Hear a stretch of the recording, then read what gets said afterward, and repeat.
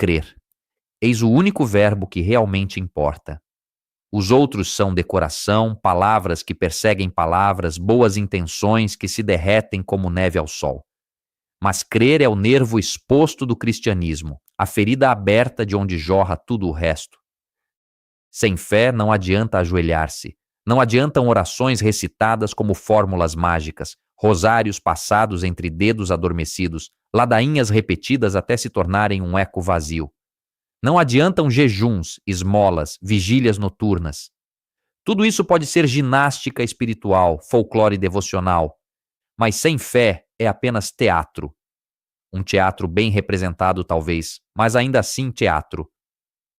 Paulo disse claramente aos coríntios: ainda que eu falasse as línguas dos homens e dos anjos, ainda que tivesse o dom da profecia e conhecesse todos os mistérios, ainda que distribuísse todos os meus bens aos pobres e entregasse o meu corpo para ser queimado, se não tivesse fé, nada disso me aproveitaria.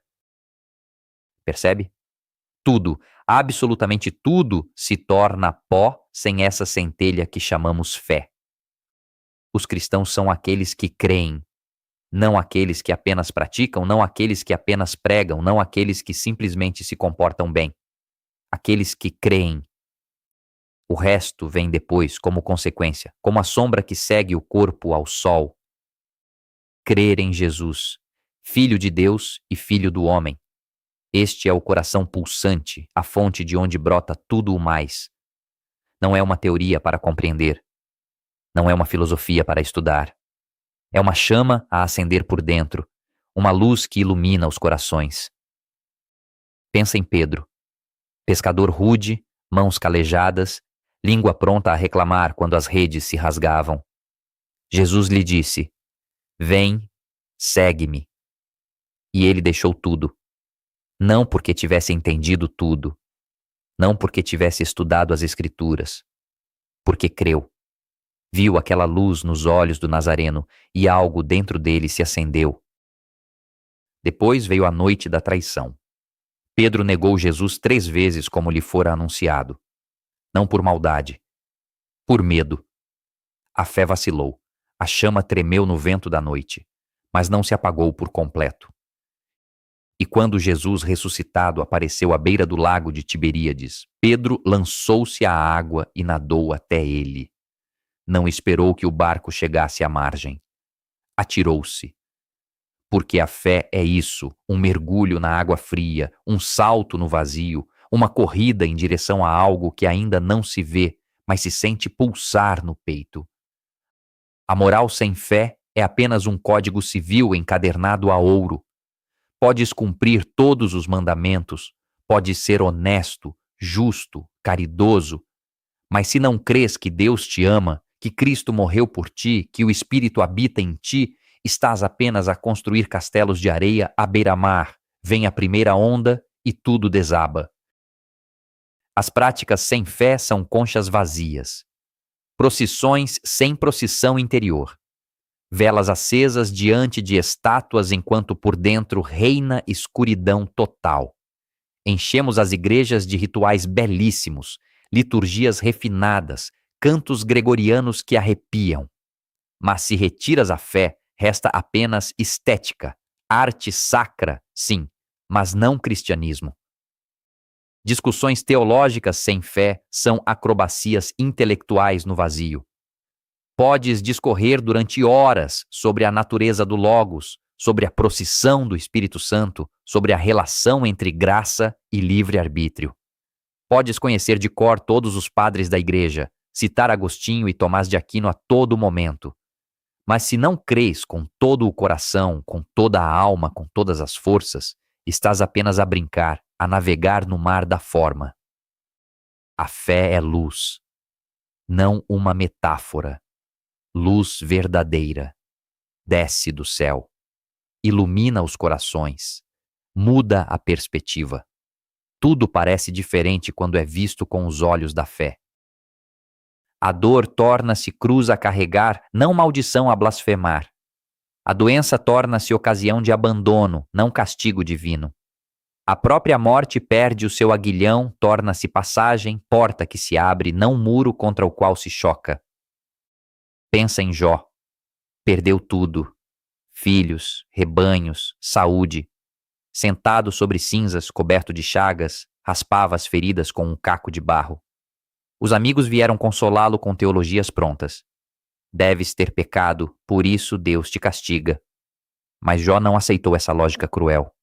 Gritou a sua revolta, colocou Deus em julgamento, exigiu respostas.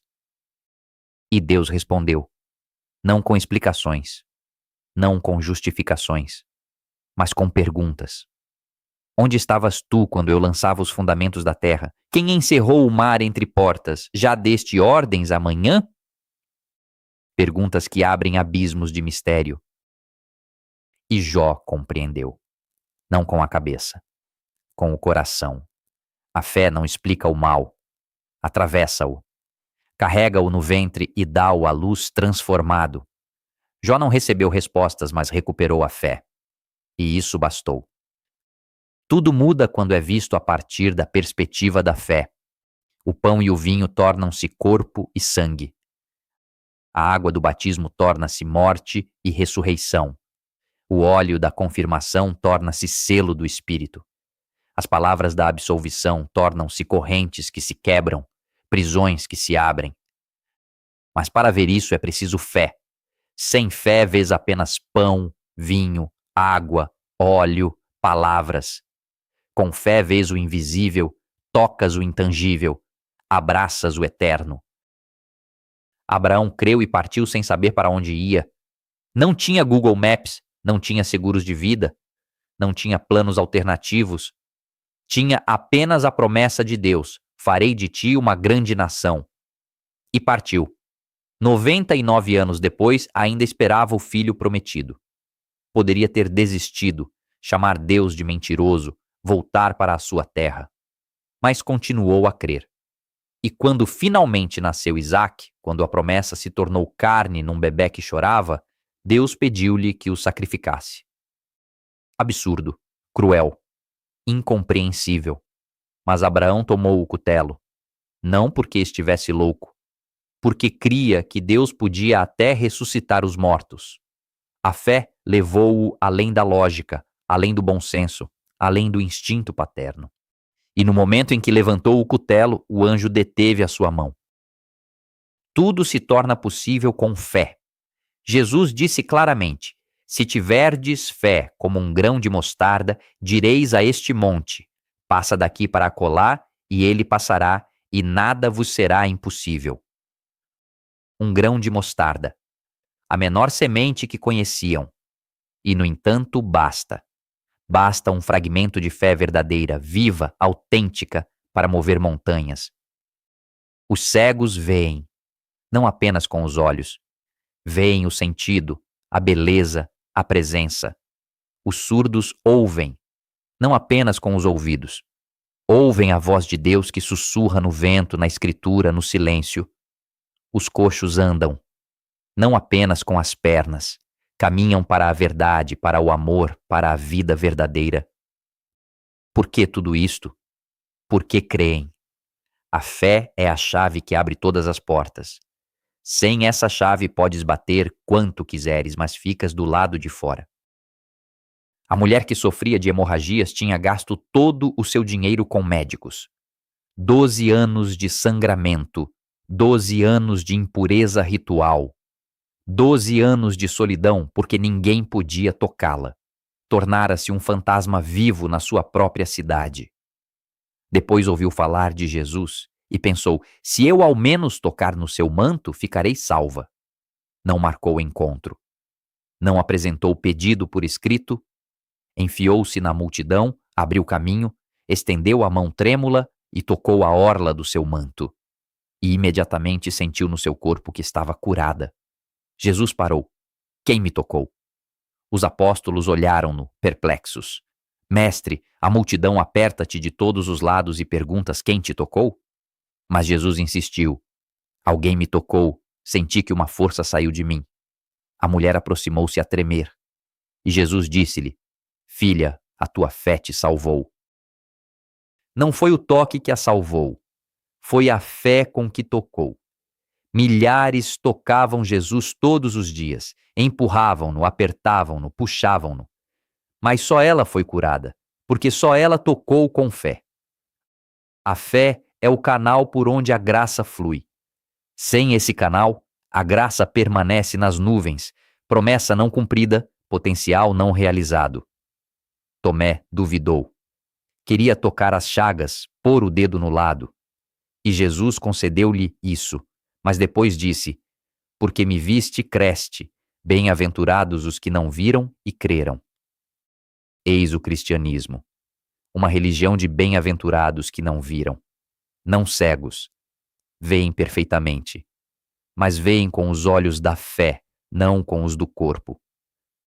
Paulo, no caminho de Damasco, foi cegado pela luz. Caiu por terra. Ouviu uma voz: Saulo, Saulo, por que me persegues? Quem és tu, Senhor? Eu sou Jesus, a quem tu persegues. Naquele momento, Paulo compreendeu. Não por raciocínios, pela fé. Aquela luz cegou os seus olhos do corpo, mas abriu os olhos do coração. Viu finalmente quem era Jesus, e toda a sua vida mudou de direção.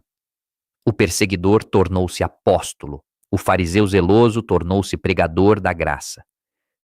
Durante 3 dias permaneceu cego. 3 dias não comeu nem bebeu. 3 dias de escuridão total. Depois veio Ananias, impôs-lhe as mãos e dos seus olhos caíram como escamas. Voltou a ver, mas já via tudo de modo diferente. Porque a fé muda o olhar. Antes via cristãos para aprender. Depois via irmãos para abraçar. Antes via a lei como salvação. Depois via Cristo como o único caminho. A fé tinha lhe dado novos óculos. Os cristãos são aqueles que creem. Repete-o até que te entre nos ossos. Não os que entenderam tudo. Não os que são perfeitos. Não os que têm a vida resolvida. Aqueles que creem. Creem que Deus se fez homem. Absurdo? Sim. Impossível? Do ponto de vista da lógica, sim. Mas a fé não olha para a lógica. Olha para a cruz e vê amor. Olha para o túmulo vazio e vê vida. Olha para o pão partido e vê o corpo de Cristo. Sem fé, o cristianismo implode. Torna-se um clube ético, uma ONG com símbolos religiosos, uma agência de serviços espirituais, mas já não tem a ver com Cristo. Porque Cristo não veio ensinar-nos apenas a viver bem. Veio morrer e ressuscitar, para nos levar com Ele nessa morte e nessa ressurreição. E para entrar neste mistério é necessária a fé, só a fé. A fé como luz que ilumina os corações, como fogo que aquece os ossos, como vento que enfuna as velas e te conduz a mares que nunca viste. Crê. É o único verbo que importa. O resto vem depois, muito depois.